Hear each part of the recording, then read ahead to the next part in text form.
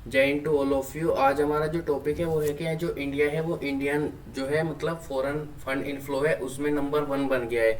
तो इसी के बारे में हम आज पढ़ने वाले हैं कि वो नंबर वन कैसे बना। और जो हमारा एफडीआई होता है, एक एफपीआई होता है, जो टीना फैक्टर होता है, तो इन सब को भी हम इसमें सीखेंगे कि क्या क्या होते हैं। और इंडिया में क्या है कि जो चाइना है उसका इन्वेस्टमेंट कम होते जा रहा है, जो कि इंडिया के लिए बेनिफिट भी है। तो वो कैसे बेनिफिट है वो सारी चीज़ें हम जो है आज इसमें पढ़ने वाले हैं। तो देखो, अगर हम देखें तो ये रिपोर्ट थी, मतलब ये न्यूज़ थी कि जो फॉरेन फंड इन्फ्लो है उसमें जो सिंगापुर है उसका सबसे ज़्यादा कॉन्ट्रीब्यूट है अगर इंडिया के लिए देखें। और जो चाइना है उसका वो मिसिंग है इस लिस्ट में से, यानी कि टॉप 15 की जो लिस्ट आई है ना कि इंडिया में कौन सबसे ज़्यादा कॉन्ट्रीब्यूट करता है फॉरेन फंड इन्फ्लो में, तो उसमें जो है चाइना का कहीं पर भी नाम नहीं है। तो मैं ये देख लेते हैं कि ये न्यूज है क्या। तो देखो, जो एफडीआई होता है वो होता है फॉरेन डायरेक्ट इन्वेस्टमेंट, और एक होता है एफपीआई, तो वो होता है फॉरेन पोर्टफोलियो इन्वेस्टमेंट। तो इसमें होता क्या है कि जैसे जो फॉरेन डायरेक्ट इन्वेस्टमेंट है तो ये होता है कि आपका लॉन्ग टर्म के लिए, जो काफ़ी लंबे टाइम के लिए आपके यहाँ पे इन्वेस्टमेंट करते हैं कोई। जैसे कि मान के चलो आपकी एप्पल है, गूगल है, या फिर आपका फेसबुक हुआ है ना। तो ये सारी कंपनी ऐसी हैं कि जो मतलब मान के चलो ये इंडिया में सबसे ज़्यादा लॉन्ग टर्म के लिए इन्वेस्ट करती हैं।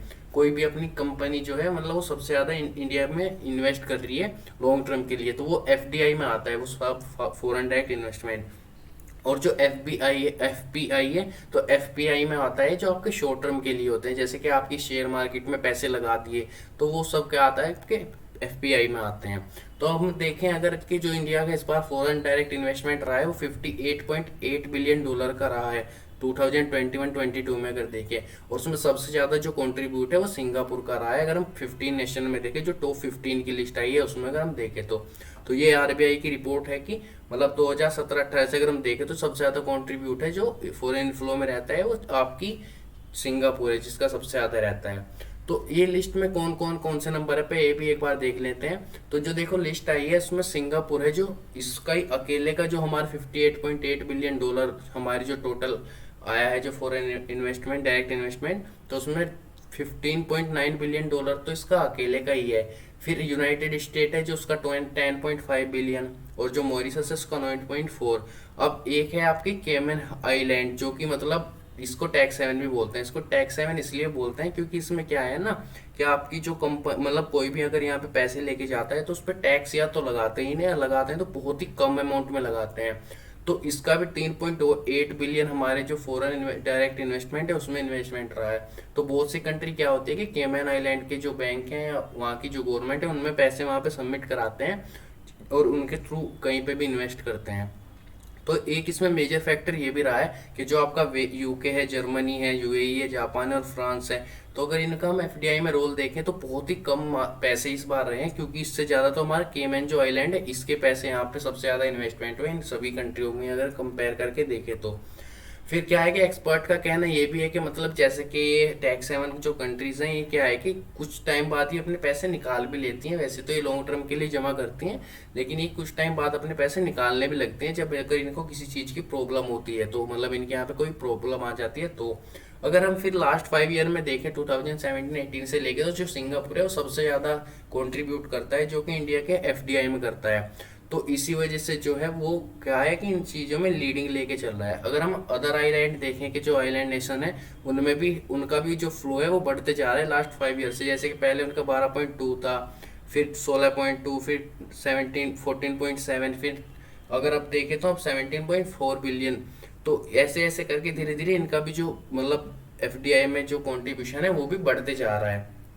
अगर हम देखें कि इस लिस्ट में चाइना मिसिंग क्यों है, तो चाइना में बोला जा रहा है कि चाइना जो है उसमें मतलब काफ़ी ज़्यादा प्रॉब्लम आ रही है। अगर उसकी कंट्रीज देखें तो उसके कंट्रीज में काफ़ी ज़्यादा प्रॉब्लम आ रही है, जो मतलब वहाँ पे जो प्रॉब्लम्स चल रही है उनकी वजह से।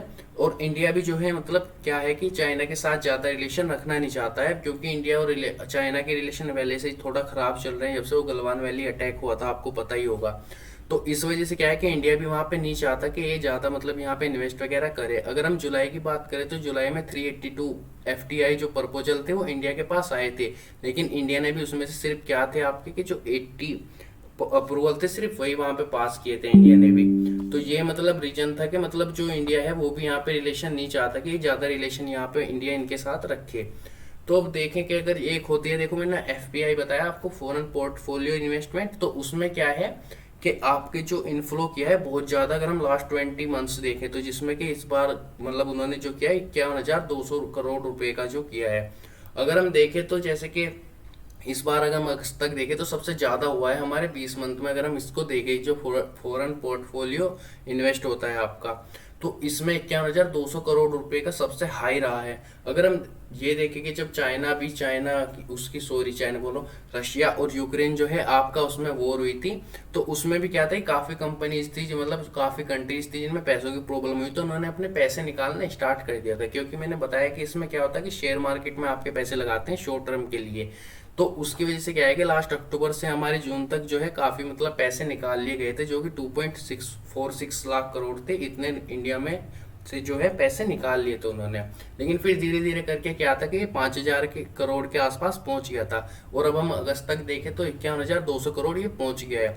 अब होता क्या है कि जैसे आपकी शेयर मार्केट से अगर कोई पैसे लगा रहा है, जब फॉरेन पोर्टफोलियो इन्वेस्ट होता है जब आपका एफपीआई, तो इसमें क्या है कि जब आपके पैसे इन्वेस्ट होंगे तो सब आपकी जो शेयर मार्केट है वो भी बढ़ेगी, और फिर जब पैसे निकलते हैं तो वो भी गिरती जाएगी, तो उसका ही फर्क पड़ता है इस पे। अगर हम अब देखें कि एक मतलब इसमें बताया ये भी जा रहा है कि जो आपकी एफपीआई है, इसको ये है कि इसकी जो फ्लो है वो स्लो भी हो सकती है, थोड़ी स्लो डाउन। क्योंकि क्या है कि जो यूएसए की फेडरल रिजर्व बैंक है वो क्या है कि वो इंटरेस्ट रेट बढ़ा रही है अपने पैसों पे, यानी कि अगर कोई वहाँ पे कोई भी आपका इन्वेस्ट करता है पैसे, तो वो उन पे क्या है इंटरेस्ट रेट काफ़ी हाई दे रही है। तो जिसकी वजह से हो सकता है कि शेयर मार्केट में लोग कम पैसे लगाएं यानी कि एफपीआई में, और फिर वहाँ पे ज़्यादा पैसे लगा दे, तो ये भी बोला जा रहा है कि वहाँ पे हो सकता है ऐसा कुछ हो। अगर हम देखेंगे जो चाइनीज है वो उसका इन्वेस्टमेंट स्लो डाउन क्यों हो रहा है और वो इंडिया में बेनिफिट कैसे होते जा रहा है, तो देखो जो स्टेट बैंक है उसने बोला है कि जो मतलब वहाँ पे जो स्लो डाउन हो रहा है चाइना में, जो पैसे इन्वेस्ट के स्लो डाउन चल रहा है, उसकी वजह से क्या है कि इंडिया काफ़ी ज़्यादा बेनिफिट में आ रहा है। अगर इनकी एक रिपोर्ट देखें इको रैप, जो कि बताती है कि जो चाइना है वो काफ़ी ज़्यादा अपनी इस टाइम पे जो वहाँ पे प्रॉब्लम है उनको फेस कर रहा है, जिसकी वजह से जो इंडिया है वो एंजॉय कर रहा है उस चीज़ को। और एक मैंने आपको बताया कि टीना फैक्टर, तो टीना फैक्टर बोलते हैं देयर इज नो अल्टरनेटिव, यानी कि जब आपका कोई अल्टरनेटिव ही ना हो। जैसे कि कोई भी कंट्री आ रही है वो चाइना में भी इन्वेस्ट कर रही है, इंडिया में भी इन्वेस्ट कर रही है, ठीक है, और लेकिन अब क्या है कि वहाँ पे चाइना में इन्वेस्ट नहीं हो पा रहा क्योंकि वहाँ पे जो है वो काफ़ी प्रॉब्लम फेस कर रहे हैं अपने खुद को लेके। तो उनका कोई मतलब ऐसा अल्टरनेटिव नहीं है जहाँ के हाँ वो किसी को मतलब प्रॉब्लम कर सके।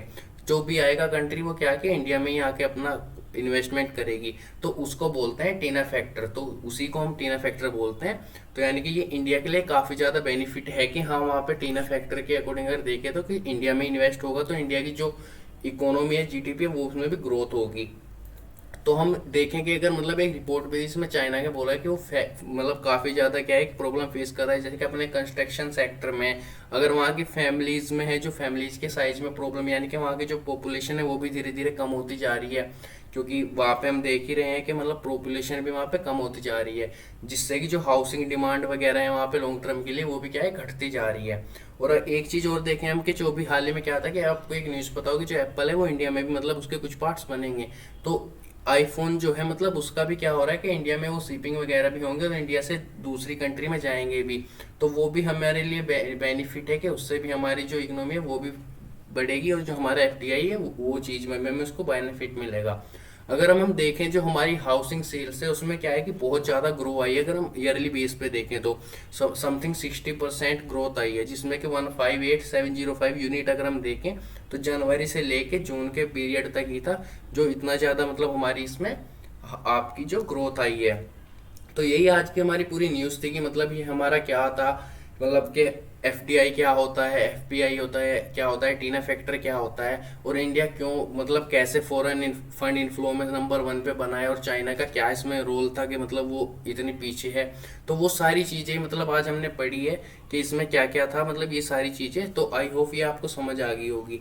और ये क्वेश्चन है कि मतलब हम अब इस टॉपिक से पढ़ ही रहे हैं, तो इस क्वेश्चन को भी हमें क्या है कि आप सोल्व करना, और इसका जो आंसर है वो मेरे को कमेंट बॉक्स में लिख के देना कि इसका आंसर क्या है। और ये हमारी जो पीडीएफ है वो टेलीग्राम ग्रुप पे मिलेगी, जो कि जिसकी जो लिंक है वो डिस्क्रिप्शन में मिलेगी मेरी यूट्यूब के।